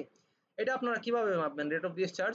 আপনি রিজার্ভারের উপরে বসে আছেন, ঠিক আছে, দেখতেছেন কি রিজার্ভার প্রতি সেকেন্ডে এত ভলিউম পরিমাণ দৈর্ঘ্য প্রস্থ উচ্চতা কমে যাচ্ছে, তো ওইটাই হবে আমাদের কি রেট অফ ডিসচার্জ, মানে কতটুকু পানি রিজার্ভার থেকে প্রতি সেকেন্ডে কমতেছে। ডেনসিটি অফ ওয়াটার, এটা তো আমরা জানি, রো এর মান হচ্ছে 1000 কেজি পার মিটার কিউব। আর এনার্জি ফ্রম ওয়াটার মানে হচ্ছে কি আমরা এই পানিটা যে টারবাইন পর্যন্ত পৌঁছাচ্ছি, এই টারবাইনের ঠিক আগে কতটুকু এনার্জি আমরা পানিটা নিয়ে আসতেছে টারবাইন পর্যন্ত। টারবাইন কিন্তু পুরো এনার্জিটা কনভার্ট নাও করতে পারে, ঠিক আছে, মেকানিক্যালি কনভার্ট নাও করতে পারে, দেখা যাবে 30% এনার্জি কনভার্ট করতেছে, কিন্তু আমরা টারবাইন পর্যন্ত কতটুকু এনার্জি পানির মাধ্যমে আসতেছে ওইটা আমরা নির্ণয় করতে পারি। E is equal to rho Q GH, এই সূত্র দিয়ে। আশা করি এই সূত্রটা আপনারা আগেও দেখছেন। এটা হচ্ছে রোটা হচ্ছে কি আমরা এই যেখানে পড়লাম ঘনত্ব, কিউটা হচ্ছে রেট অফ ডিসচার্জ, জিটা হচ্ছে আমাদের gravity 9.81 metre per second square, এইচটা হচ্ছে ওয়াটার হেড। এটার ইউনিটটা কি, এটার ইউনিটটা হবে KG metre square per second cube বা ওয়াটে, ঠিক আছে। আপনারা কিন্তু আমি যখন সিটির খাতাগুলো দেখতেছিলাম তখন দেখলাম কি আপনারা অনেক সময় এটাকে 1000 দিয়ে ভাগ করছেন বা 3600 দিয়ে ভাগ করছেন, ওই রকম কমপ্লেক্সিটিতে যায়েন না, এতটুকু মনে রাখেন যে এনার্জিটা হবে রো কিউ জিএইচ এবং এটার মানটা হবে ওয়াটে, তারপরে আপনার কিলোওয়াট মেগাওয়াট যাই লাগে আপনি ওটা কনভার্ট করে নেবেন, ঠিক আছে, ওটা বছরে লাগুক বা সেকেন্ডে লাগুক বা দিনে লাগুক ওইটা আপনি ভাগ করে নেবেন, বাট এতটুকু যাতে আপনি বের করতে পারেন সেটা আপনি মাথায় রাখবেন, ঠিক আছে। আচ্ছা আমরা একটা ম্যাথমেটিক্যাল এক্সাম্পল দেখি। এক্সাম্পল 1 হচ্ছে কি, the following data refers to a proposed hydroelectric power plant, একটা হাইড্রোইলেকট্রিক পাওয়ার প্ল্যান্টে ফলোইং ডাটা আছে, available head 27 metre, catchment area 430 square kilometre, ঠিক আছে। ক্যাচমেন্ট এরিয়া মানে হচ্ছে রিজার্ভারের কতটুকু জায়গা আমি পানি ধরতে পারবো, এটা হচ্ছে 430 কিলোমিটার স্কোয়ার, বা মিটার স্কোয়ারে নিলে কি করব, 430 এর সাথে 1000 স্কোয়ার গুণ করব, ঠিক আছে না, 1000 স্কোয়ার গুণ করব, তাহলে মিটার স্কোয়ারে আসবে। রেইনফল হচ্ছে 150 সেন্টিমিটার পার ইয়ার। এইটার মানে হচ্ছে কি যে আপনি যদি একক ক্ষেত্রফলের একটা মানে 1 মিটার দৈর্ঘ্য 1 মিটার প্রস্থের একটা পাত্র বসান, তাহলে ওই পাত্রটা 150 সেন্টিমিটার উচ্চতা পর্যন্ত পানি জমা করবে, এটা হচ্ছে মানে বৃষ্টির কারণে 1 metre by 1 metre 1 metre square যদি আপনি একটা পাত্র বসান তাহলে এটা 150 সেন্টিমিটার পানি উচ্চতা জমা করবে বছরে, means 150 centimetre height of water per unit area. এটা মনে রাখতে হবে, ঠিক আছে। Percentage of total rainfall utilise মানে হচ্ছে যে আপনার যতটুকু রেইনফল হয় তার 65% আমরা ধরতে পারি রিজার্ভারে। পেনস্টক এফিসিয়েন্সি মানে হচ্ছে 95%, মানে পেনস্টকে পানি হচ্ছে কিছু লিক হয়, 5% পানি লিক হয়, 95% পানি টারবাইনে পৌঁছায়। টারবাইন এফিসিয়েন্সি কত? 80%, মানে হচ্ছে টারবাইনে যতটুকু এনার্জি আসে পানি থেকে ওই এনার্জির 80% সে মেকানিক্যাল এনার্জিতে কনভার্ট করে, রোটেশনাল এনার্জিতে। জেনারেটর এফিসিয়েন্সি কি? জেনারেটর এফিসিয়েন্সি হচ্ছে যতটুকু রোটেশনাল এনার্জি আসে তার হচ্ছে 86% সে ইলেকট্রিক্যালে কনভার্ট করে। লোড ফ্যাক্টর জিনিসটা কি? আমরা পাওয়ার সিস্টেম পড়ছি হয়তো। লোড ফ্যাক্টর হচ্ছে কি? Average demand divided by maximum load. আচ্ছা, এটা আমাদের কি কাজে লাগবে আমরা ম্যাথ করতে গিয়ে আমরা বুঝবো, এখন আমাদের এটা নিয়ে মাথা ঘামানোর দরকার নেই। Calculate the developed power of the power plant and maximum load. আমাদের ডেভেলপ পাওয়ার বলতে কি আমাদের ইলেকট্রিক্যাল যে পাওয়ারটা সেটা বের করতে বলছে, আর ওইটা পারলে আমরা হচ্ছে লোড ফ্যাক্টর দিয়ে ম্যাক্সিমাম লোডটা বের করতে পারবো। আচ্ছা, here first we need to find the available water per second in cubic metre, মানে হচ্ছে আমরা রেট অফ ডিসচার্জ যেটা ওইটা আমরা বের করতে চাই। For that available water per year, বছরে কতটুকু পানি আসে আমাদের এখানে, এটা হচ্ছে ক্যাচমেন্ট এরিয়া, যতটুকু এরিয়া রিজার্ভার আছে, ইনটু রেইনফল ইউটিলাইজেশন রেট। মানে হচ্ছে 150 সেন্টিমিটার পানি বৃষ্টির পানি পড়ে 1 মিটার স্কয়ারে, তাহলে 430 স্কয়ার কিলোমিটারে কতটুকু পড়বে? জাস্ট গুণ করে দিলে হবে না এরিয়াটা সাথে রেইনফলটাকে? আর সাথে এই যে রেইনফল ইউটিলাইজেশন রেট কেন গুণ করা লাগতেছে, কারণ হচ্ছে আমরা এই যে 65% যেটা সেটা আমরা কনসিডারেশন আসতে হবে। এই 150 এর 150 কিন্তু আমরা কি বলে স্টোর করতে পারি না, এটা হচ্ছে 65% স্টোর করতে পারি। সেজন্য আসলে আমাদের অ্যাভেলেবল ওয়াটার পার ইয়ার এটা হবে 430 ইনটু ওই যে যেটা বললাম 1000 মিটার স্কয়ারে কনভার্ট করতে, কিলোমিটারকে মিটারে কনভার্ট করতে গেলে 1000 স্কয়ার দিয়ে গুণ করতে হবে, ইনটু রেইনফল, এটা মিটারে নিলাম 150 সেন্টিমিটার মানে 1.5 মিটার, ইনটু ইউটিলাইজেশন রেট 0.65। তো এটা গুণ করলে আমরা এটা পাবো, মানে হচ্ছে এতটুকু পানি আমরা বছরে সঞ্চিত করি। তাহলে আমাদের দরকার কি ডিসচার্জ, আর ডিসচার্জটা মানে সেকেন্ডে হয়, তাহলে বছরে এতটুকু হলে 1 সেকেন্ডে কতটুকু আমরা সঞ্চিত করতে পারি বলেন তো? এটা জাস্ট 1 বছরে যত সেকেন্ড ওটা দিয়ে ভাগ করে দিলে হবে না? তাহলে জি available sir. Water per second is equal to এই পুরাটা ডিভাইডেড বাই আমাদের হচ্ছে বছর গুণ বছরে, বছরে যতগুলো দিন, একদিনে যতটুকু যতগুলো ঘন্টা, এক ঘন্টা যতটুকু সেকেন্ড, তো টোটাল বছরে যতটুকু সেকেন্ড আমরা এটা বের করতে পারবো। তাহলে আমরা আমরা রেট অফ ডিসচার্জটাকে বলতে পারি Q is equal to 13.29 metre cube per second. এটা বের হয়ে গেল। তাহলে আমরা এনার্জি ফ্রম ওয়াটার এটা বের করতে পারবো না? এটা is equal to rho Q GH, মানে হচ্ছে রোটা 1000, কিউটা হচ্ছে কত 13.29, একটু আগে বের করলাম। জি এর মান আমরা সবাই জানি 9.81, এইচ এর মান দেওয়া আছে 27। তাহলে আমরা প্রতি সেকেন্ডে এত পরিমাণ এনার্জি আমরা হচ্ছে টারবাইন পর্যন্ত পাইতেছি, টারবাইন পর্যন্ত দিয়ে যাচ্ছি।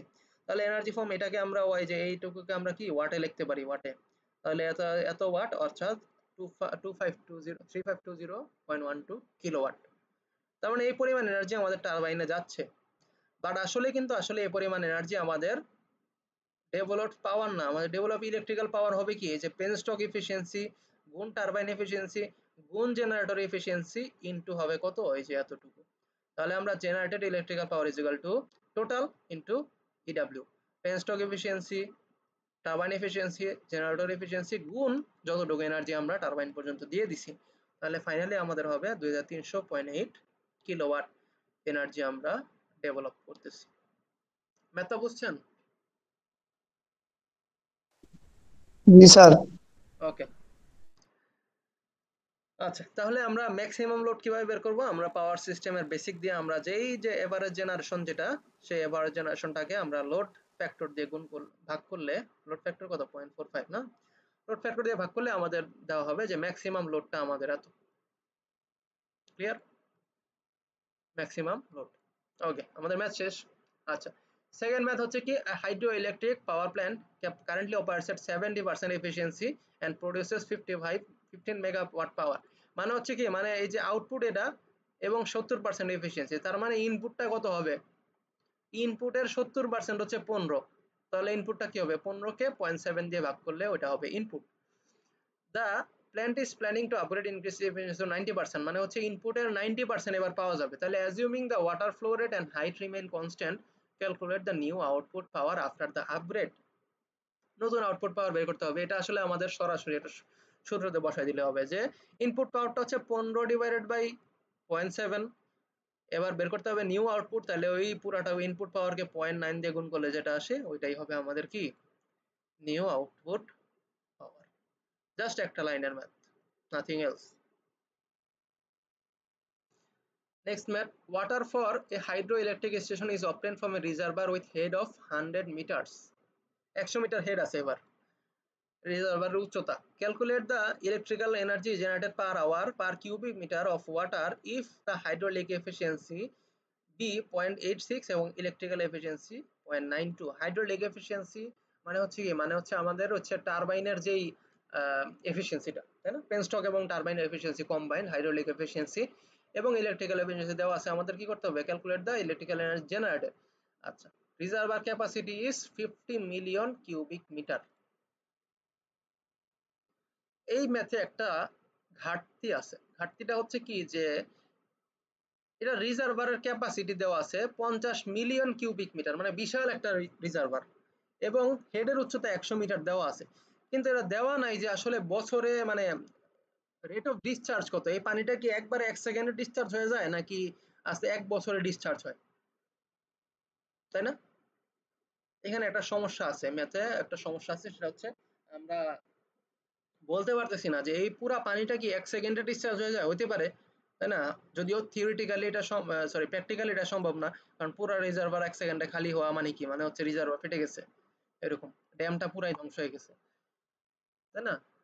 আচ্ছা, এখানে রেট অফ ডিসচার্জ আমাদের দেওয়া নাই, তাহলে আমরা করবোটা কি? আমরা আমরা এখানে ম্যাথ করার সময় আমি জাস্ট ধরে নিচ্ছি here we don't know the rate of discharge, we only know the reservoir capacity, so we will consider that the whole reservoir discharge per second although it is unusual. আমি ধরে নিব কি যে রেট অফ ডিসচার্জটা হবে এইটা গুণ এইটা, sorry এই যে 500 metre cube per centimetre per second. আমি ধরে নিচ্ছি পুরো রিজার্ভারটাই 1 সেকেন্ডে খালি হয়ে যাবে, ঠিক আছে? এখন আপনারা যদি এটা ধরেন, এভাবে ধরেন যে না স্যার আমি 1 সেকেন্ডে খালি হবে না, আমি ধরলাম 24 ঘন্টায় পুরো রিজার্ভার খালি হবে, তখন আপনি করবেন কি? তখন হচ্ছে এই যে 50টাকে 24 গুণ 3600 দিয়ে ভাগ করলে যেটা হবে সেটাই পাবেন। বুঝাইতে পারছি? এই ম্যাথে কিন্তু একটু সমস্যা আছে, যদিও আমি হচ্ছে এটা এরকম ম্যাথ আমি নিজে পার্সোনালি দিতাম না, কিন্তু স্যারের শিটে যেহেতু দেওয়া আছে আমি তাই এটা করে দিলাম আর কি। এটা কারণ লজিক্যাল ম্যাথ না, ঠিক আছে? আমি ধরে নিলাম যে পুরা রিজার্ভারটা 1 সেকেন্ডে খালি হয়ে গেছে, বাট আপনি ধরে নিতে পারেন পুরা রিজার্ভারটা 1 দিনে খালি হয়েছে, সেক্ষেত্রে আপনাকে 50 কে 24 গুণ 3600 দিয়ে ভাগ করে নিতে হবে। ওকে, তাহলে এফিসিয়েন্সি টোটাল হবে হচ্ছে কত? 0.86 ইনটু 0.92, এটা হচ্ছে আমাদের এখানে দুইটা দেওয়া আছে এফিসিয়েন্সি, দুইটা গুণ করে দিলে আমরা পানি থেকে ইলেকট্রিক্যাল এফিসিয়েন্সিটা পাবো। তাহলে generated electrical energy is equal two N total into EW. তাহলে এই যে এইটা গুণ হচ্ছে আমাদের এই যে ওয়াটার এনার্জি যেটা, সেটা হচ্ছে রো 1000 গুণ কিউ হচ্ছে 5 ইনটু 10 টু পাওয়ার 7, জি হচ্ছে 9.8, আর এইচ হচ্ছে কত? 100।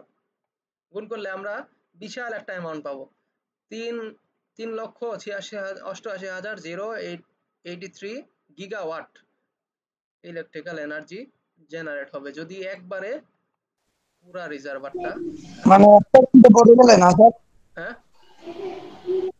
মানে 1 সেকেন্ডে ডিসচার্জ হলে এত হবে। যদি আপনার পুরা রিজার্ভারটা পুরা পানির রিজার্ভটা 1 সেকেন্ডে ডিসচার্জ করে দেন, মানে এটা আসলে কোনোভাবেই সম্ভব না, যেহেতু ম্যাথে দেওয়া নাই সেহেতু আমি করলাম আর কি, ঠিক আছে?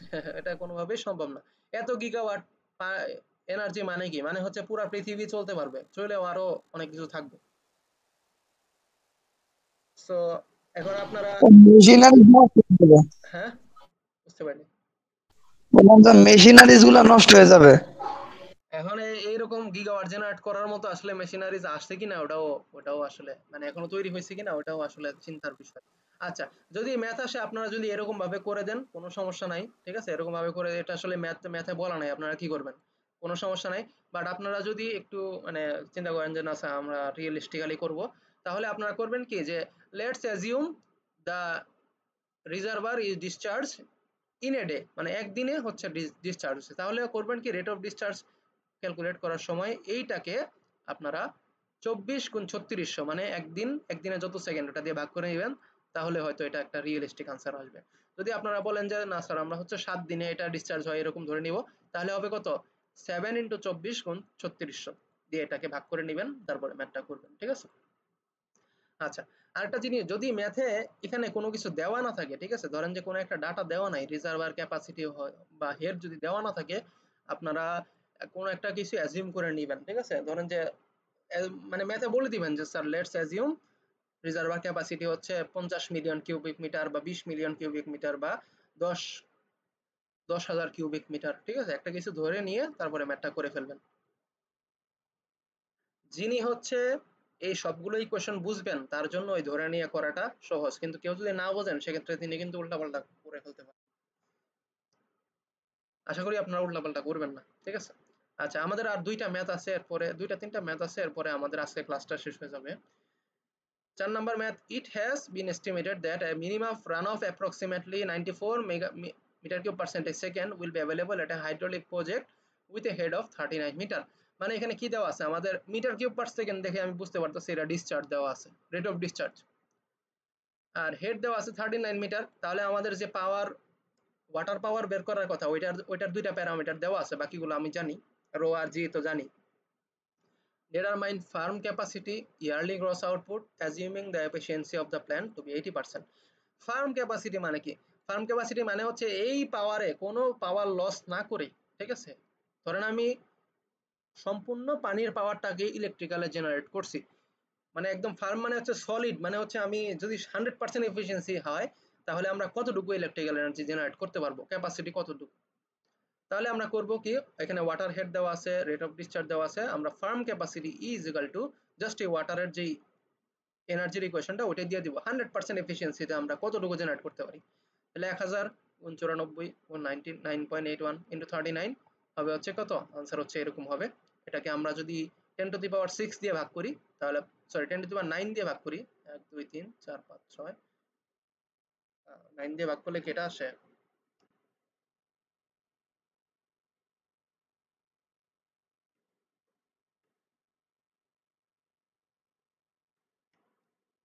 ও না এটা আসে না, এটা মেগাওয়াটে হবে। ঠিক আছে, 10 টু দি পাওয়ার 6 এ যদি ভাগ করি তাহলে এটা মেগাওয়াটে হবে, আমি এটা কারেকশন করে দিব, এত মেগাওয়াট আসে। ঠিক আছে, তাহলে ফার্ম ক্যাপাসিটি হবে, মানে আমি যদি সম্পূর্ণ পানিটাকেই ইলেকট্রিক্যাল এনার্জিতে রূপান্তরিত করি তাহলে এই যে 35.96 মেগাওয়াট তৈরি হবে। এখানে ভুলে গিগাওয়াট লিখছি, ঠিক আছে, গিগাওয়াট হবে না।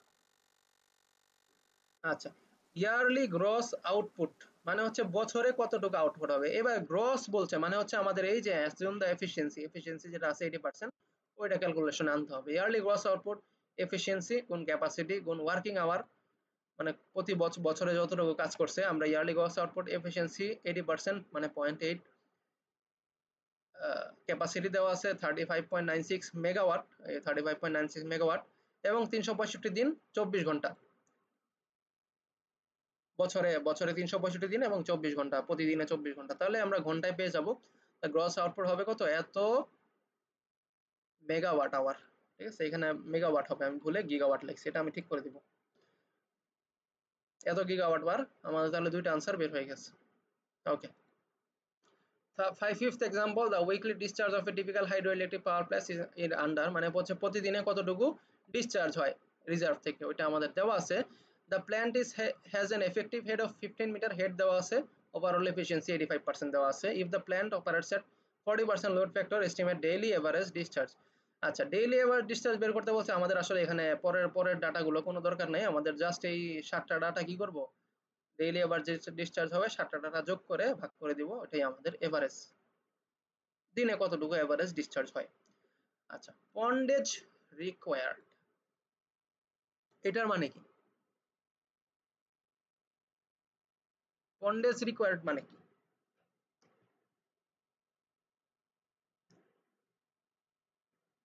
পন্ডেজ রিকোয়ার্ড মানে হচ্ছে যে আমাদের রিজার্ভের ক্যাপাসিটি কতটুকু, মিনিমাম কতটুকু হওয়া দরকার, মানে হচ্ছে পানি সব ডিসচার্জ করে, ডেইলি পানি ডিসচার্জ করে কতটুকু পানি থাকবে যেটার জন্য আমি হচ্ছে রিজার্ভার বানাতে হবে।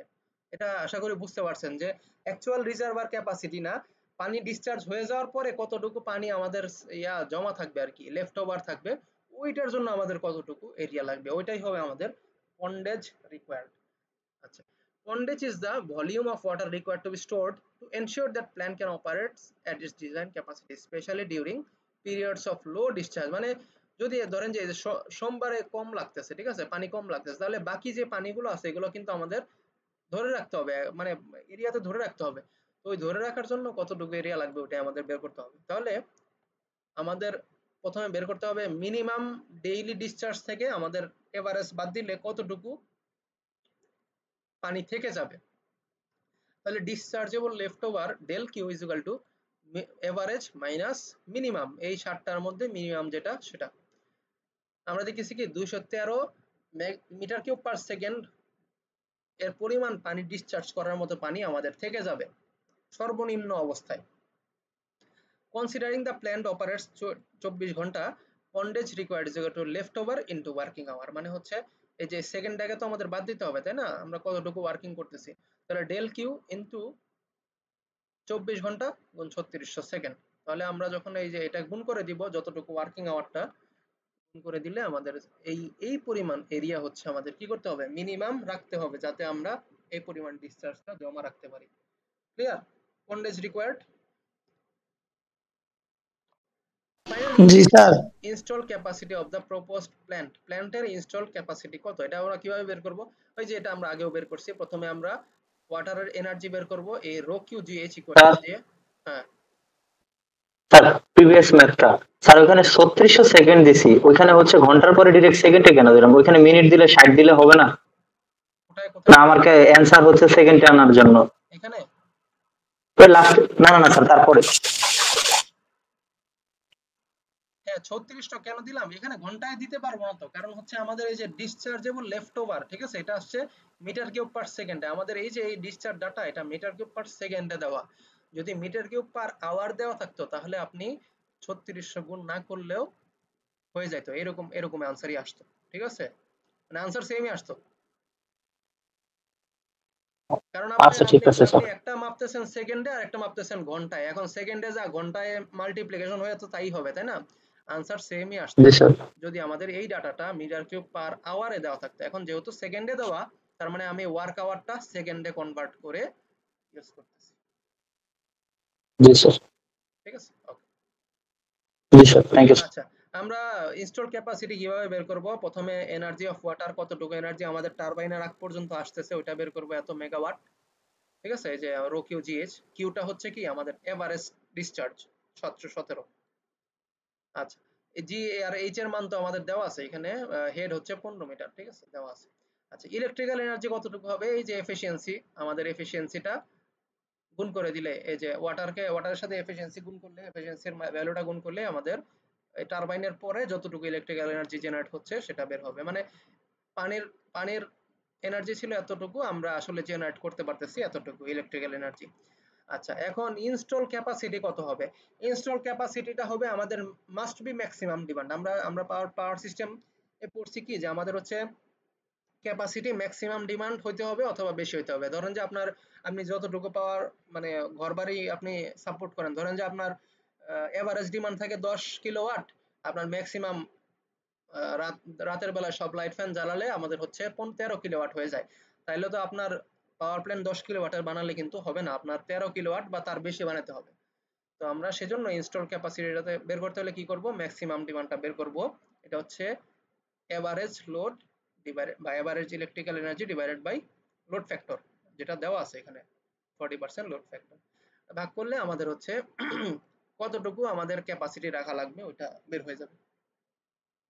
ঠিক আছে, তার মানে এতটুকু ক্যাপাসিটি আমাদের মাস্ট রাখতে হবে, পানির ধরে রাখতে হবে অথবা যেভাবেই হোক আপনি এতটুকু ক্যাপাসিটি রাখতে হবে।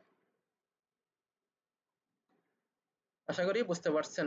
ঠিক আছে, last one final math, calculate the average power in kilowatt that can be generated in a hydroelectric power plant from the following data. এখানে ক্যাচমেন্ট এরিয়া দেওয়া আছে, আপনারা হচ্ছে কি আমাদের হচ্ছে এই যে রিজার্ভারের এরিয়াটা দেওয়া আছে, মিন হেড মানে রিজার্ভারের উচ্চতা দেওয়া আছে, অ্যানুয়াল রেইনফল ওই আগেও দেওয়া ছিল এখানেও দেওয়া আছে, এটা হচ্ছে 1.25 মিটার। yield ফ্যাক্টর মানে কি?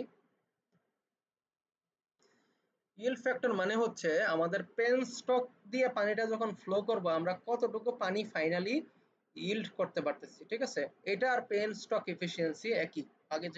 আগে যে এটা ছিল আগের ম্যাথে, এই যে পেনস্টক এফিশিয়েন্সি যেটা, অথবা এই দুইটার সমষ্টি আর কি, যে কতটুকু রেইনফল আমরা ধরতে পারতেছি আর কতটুকু পেনস্টক দিয়ে আমরা সাপ্লাই করতে পারতেছি। তো এই দুইটা এফিশিয়েন্সি হচ্ছে, ও না sorry sorry sorry sorry yield ফ্যাক্টরটা হবে শুধুমাত্র রেইনফল এফিশিয়েন্সিটাই, যে কতটুকু রেইনফলের কতটুকু আমরা ধরতে পারতেছি, পেনস্টকটা আলাদা, ঠিক আছে? পেনস্টকটা আলাদা।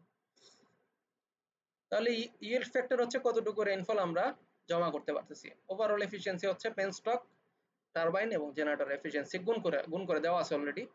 আর if the load factor is 40%, what is the rating of the generators installed? আচ্ছা, তো জেনারেটর রেটিং বের করতে হলে আমাদের কি করতে হবে? আমাদের কতটুকু এনার্জি ম্যাক্সিমাম ডিমান্ড ওটা বের করতে হবে। ম্যাক্সিমাম ডিমান্ড বের করতে হলে আমাদের এভারেজ ডিমান্ড বের করতে হবে। এভারেজ ডিমান্ড বের করতে হলে আমাদের আসলে কি ওই যে ওয়াটারের এনার্জিটা বের করতে হবে। আচ্ছা, রেট অফ ডিসচার্জ এখানে কি দেওয়া আছে? রেট অফ ডিসচার্জ দেওয়া আছে catchment area rainfall into yield factor, ঠিক আছে? yield factor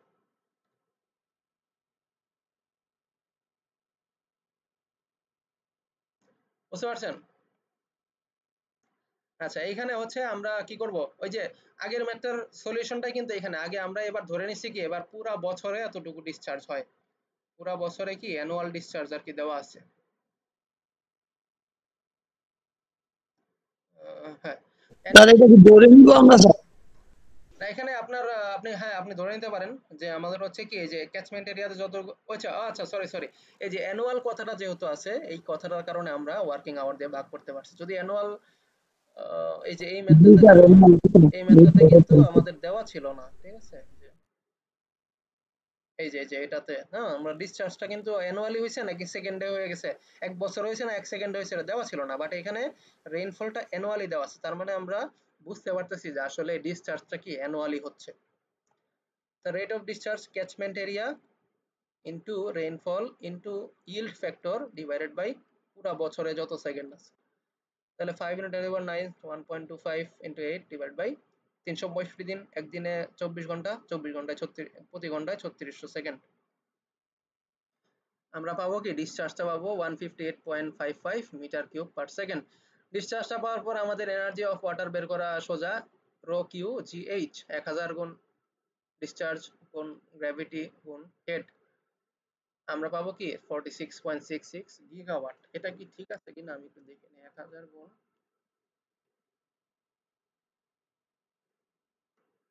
10 to the power 6, আচ্ছা এটাও হচ্ছে মেগাওয়াটে হবে, ঠিক আছে? 46.66 মেগাওয়াটে হবে, আমি ভুলে গিগাওয়াট লিখছি, এটা আমি ঠিক করে দিব। আচ্ছা, ইলেকট্রিক্যাল পাওয়ার কি হবে? তাহলে হচ্ছে এই যে এফিশিয়েন্সির সাথে এই পাওয়ার এনার্জিটা, ওয়াটারের এনার্জিটা গুণ করলে আমরা ইলেকট্রিক্যাল পাওয়ার পাবো। এখানে এফিশিয়েন্সি দেওয়া আছে 70%, তো 70% গুণ করে দিলে আমরা এত পরিমাণে ইলেকট্রিসিটি জেনারেট করতে পারতেছি। তাহলে ম্যাক্সিমাম ডিমান্ডটা পাবো কি? Ratings of the generator is equal to maximum demand is equal to এত divided by 0.4 is equal to 81.66, মানে হচ্ছে 81.66 মেগাওয়াট জেনারেট করার মতো জেনারেটর লাগবে। এখন আপনি দুইটা জেনারেটর ইউজ করেন, তিনটা, পাঁচটা, ছয়টা, সাতটা, যতটা জেনারেটর ইউজ করেন আমাদের 81.66 মেগাওয়াট লাগবে। বুঝতে পারছেন ম্যাথটা? স্যার যে ম্যাথগুলো আজকে আমাদের কি হয়েছে ডিসকাস করা হয়েছে সবগুলো আসলে ইম্পর্টেন্ট টপিকগুলাই জেনারেট করা ডিসকাস করা হয়েছে, এবং এগুলো থেকে এই ডকুমেন্টটা থেকে আপনারা যদি পড়েন তাহলে আমাদের ফাইনালের অনেকটুকু কভার হয়ে যাবে। আর নিউক্লিয়ার এনার্জি যেটা, ওইটার জন্য আমি আসলে আরেকটা নোট বানাইতে হবে, ঠিক আছে? ওইটা আমি ঈদের পরে আরেকটা ক্লাস নেই আমরা।